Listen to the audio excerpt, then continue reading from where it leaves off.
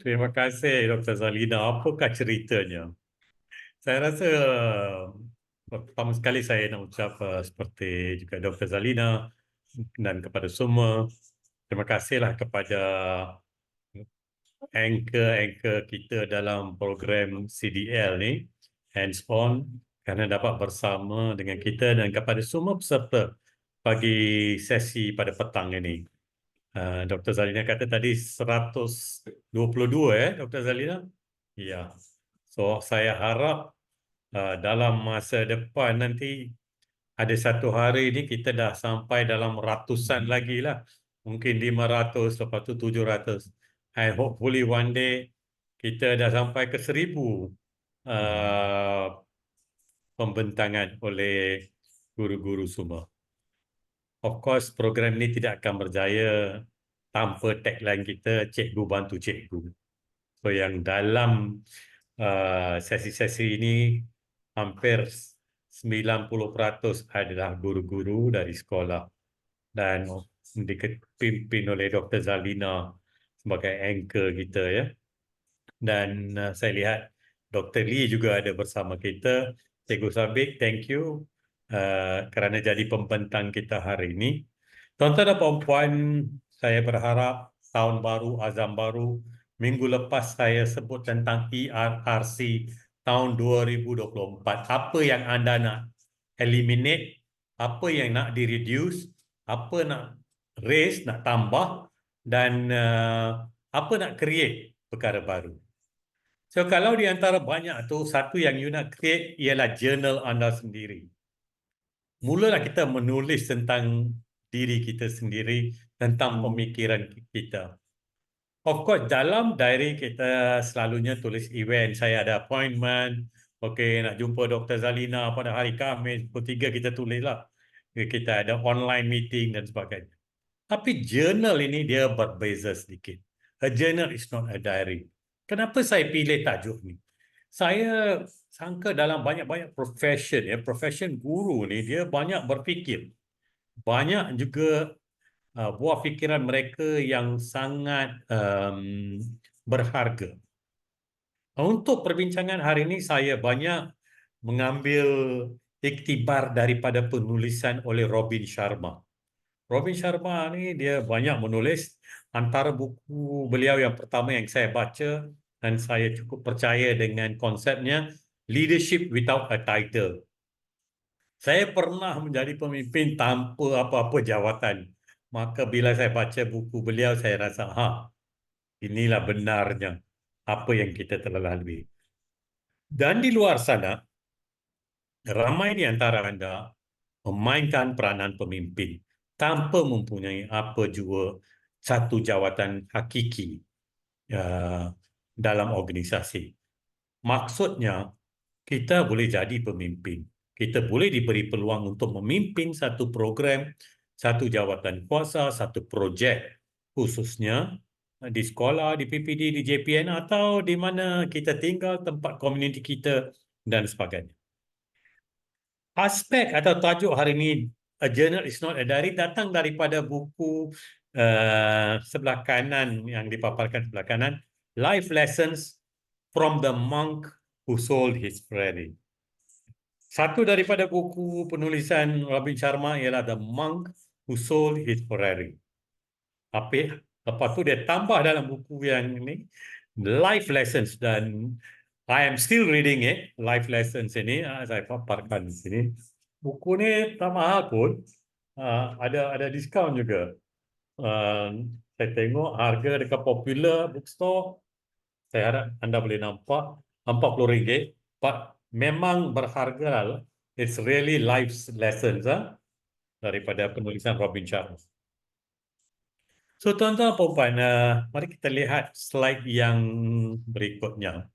Bila kita lihat, a journal is not a diary. A diary is a place di mana kita tulis, okey, besok ada appointment, besok ada mesyuarat ni, besok ada nak pergi ke hospital untuk appointment. That's your record of events.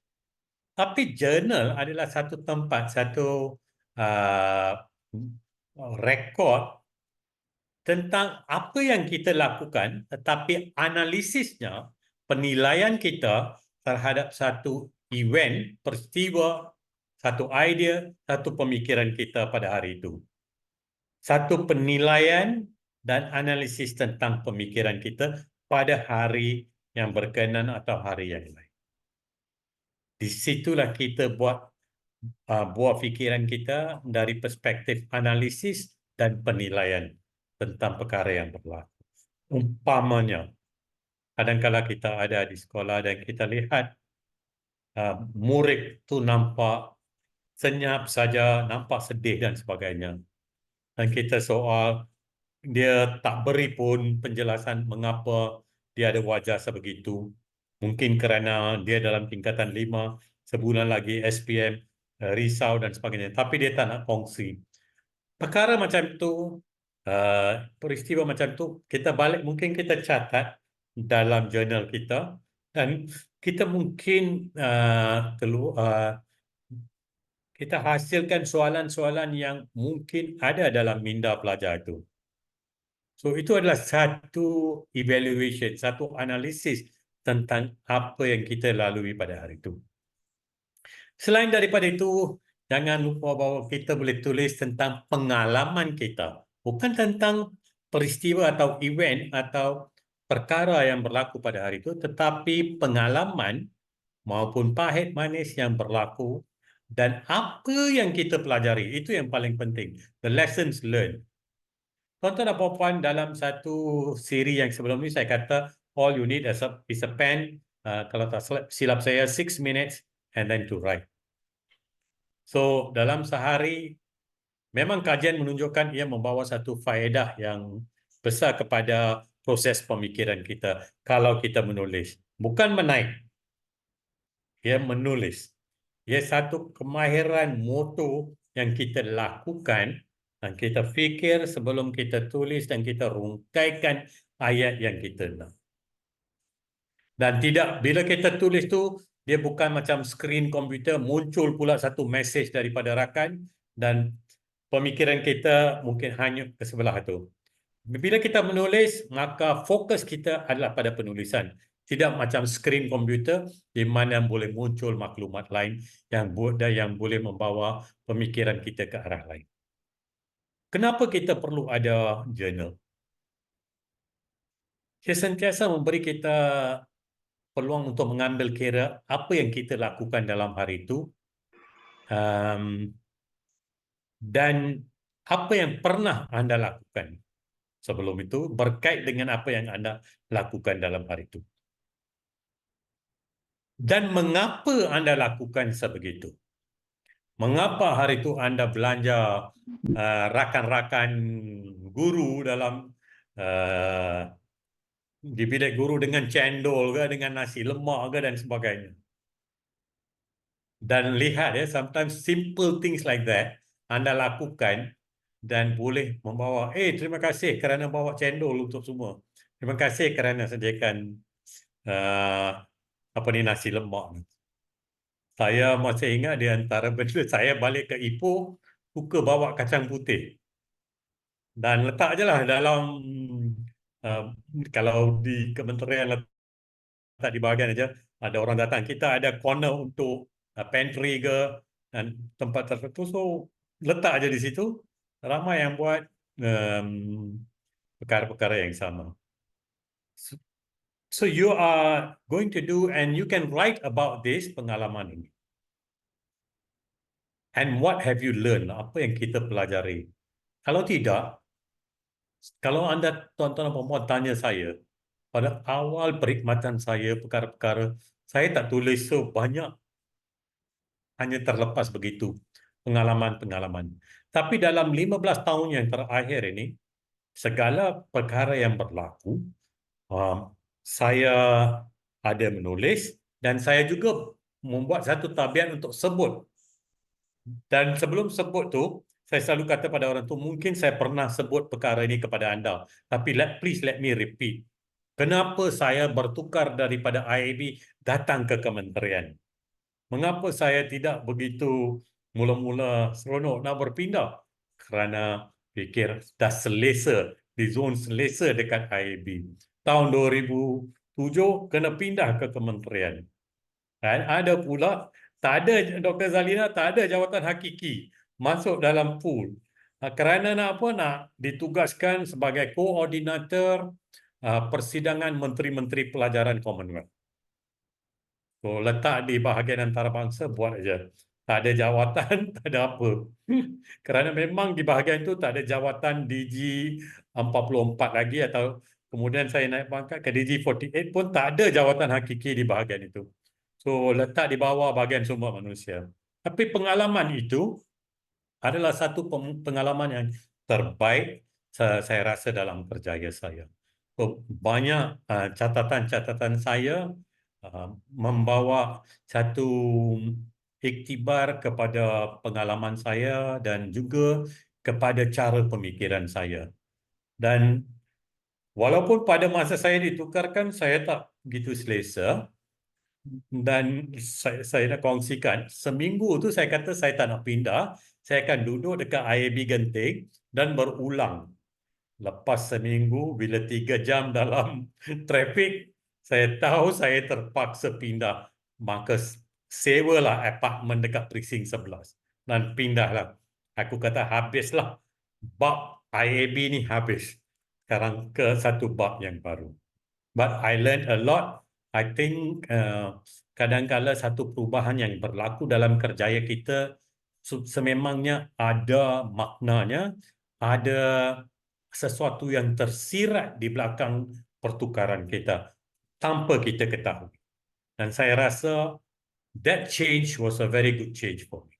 So kita boleh tulis macam Robin Sharma, 10 Lessons of Life has taught me, penulisan beliau macam journal juga sebelah kanan seperti yang dipaparkan. So what have we all learned? So ambil masa. I know cikgu semua sibuk. Ambillah 10 minit untuk tulis tentang what your ideas, your thoughts, analisis. Cepat saja saya rasa bagi cikgu dalam 10 minit dia boleh tulis banyak. Next slide please. Apa faedah dia membawa satu pembangunan individu dan wisdom? Wisdom ini tak boleh beli dekat 7-Eleven. Dia akan terhasil daripada pengalaman kerja kita. Hasil daripada perbincangan kita dengan ramai orang.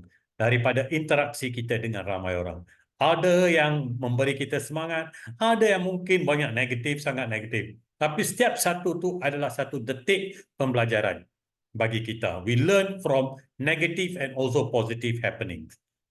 So kita dapat kesedaran diri dan kita cuba kurangkan kesilapan. Bila kita dah tulis apa yang berlaku yang mungkin tidak tepat, masa depan kita betulkan. Ia merupakan satu forum atau pembelajaran. Kita cakap, bila kita tulis jurnal, kita seolah-olah cakap dengan diri sendiri. Dan refleksi tingkah laku kita sendiri. Kita belajar dari masa, daripada peristiwa, perkara dan lain-lain. We learn from all the experiences. Dan daripada situ kita boleh melangkaui ke kejayaan yang lebih baik lagi. Greater success in the future. Bila kita menulis, kita tahulah fokus kita. Kita tulis tentang bagaimana kita nak hasilkan pelajar yang terbaik yang berada dalam tingkatan 5, khususnya kalau kita mengajar tingkatan 5. Kalau kita ada hasrat, niat dalam sanubari jiwa kita, kita kata semua murid Form 1 ni saya nak pastikan mereka boleh baca dalam 6 bulan pertama ni. Apa kekurangan, marilah kita sama-sama buat yang terbaik. Dan dia menggalakkan deep thinking. Saya cukup percaya dengan ni, deep thinking. Deep thinking ini sangat penting. Ada 150 orang hadirin dalam sesi kita sekarang.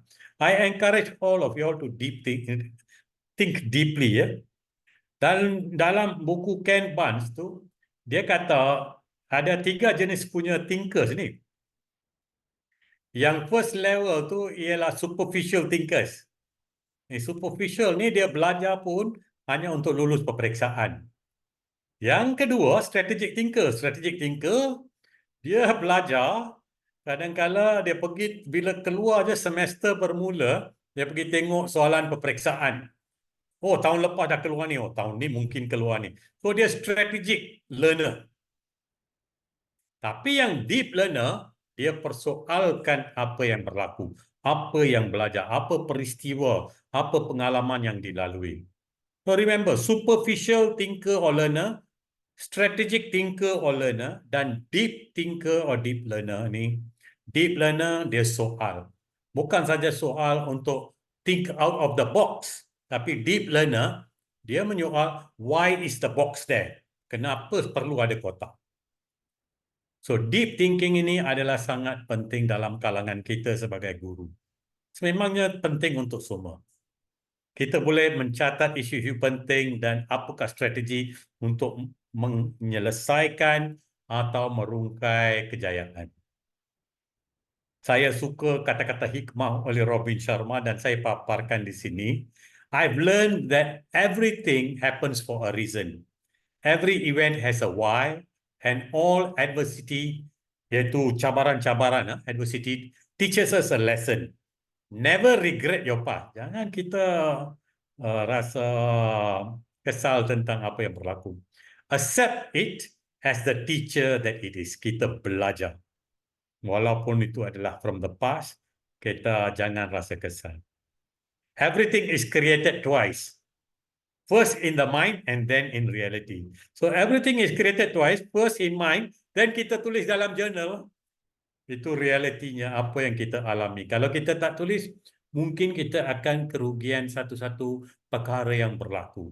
Dan kalau dah melangkaui masa, kita akan lupa perkara itu. Remember, less ego, less talk, less gossip, less busy, less hate. More excellence, more do, more guts, berani, more productive, more love for everyone. Next slide, please. So, tuan-tuan dan puan-puan, banyak kata hikmah saya lihat oleh Robin Sharma. There are no mistakes in life, only lessons. Bukan kesilapan, tapi pembelajaran. There's no such thing as a negative experience. Daripada negative experience pun kita belajar. Only opportunities to grow, learn, and advance. The road of self-mastery. Kita jadi pakar dalam bidang-bidang kita self-mastery itu. From struggle comes strength. Memang daripada cabaran kita dapat kekuatan.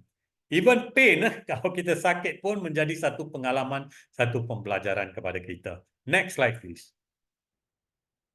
Every person you meet has a lesson to teach, a story to tell, and a dream to share. Saya cukup percaya dalam perkara ini.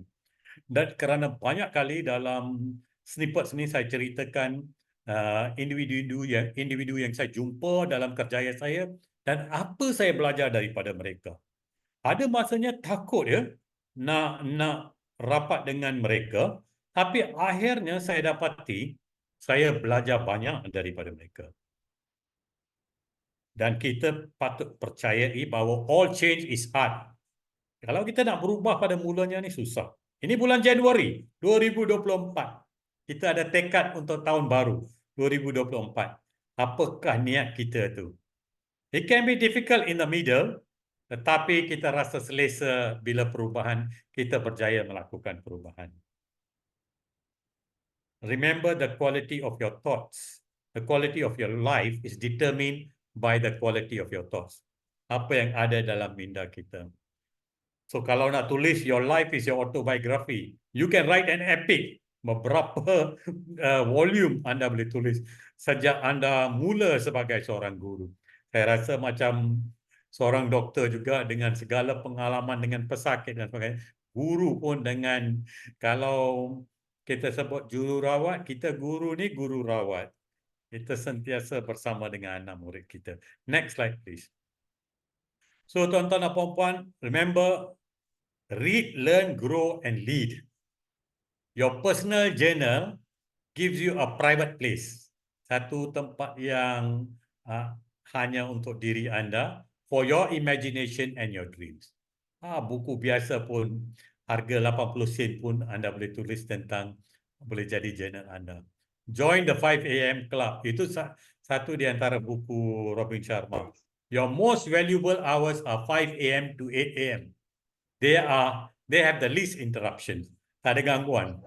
So, bangun pagi 5 hingga 8. Of course, pukul 7 cikgu dah ada di sekolah. 5 hingga 6 dan sebagainya adalah masa-masa your me time.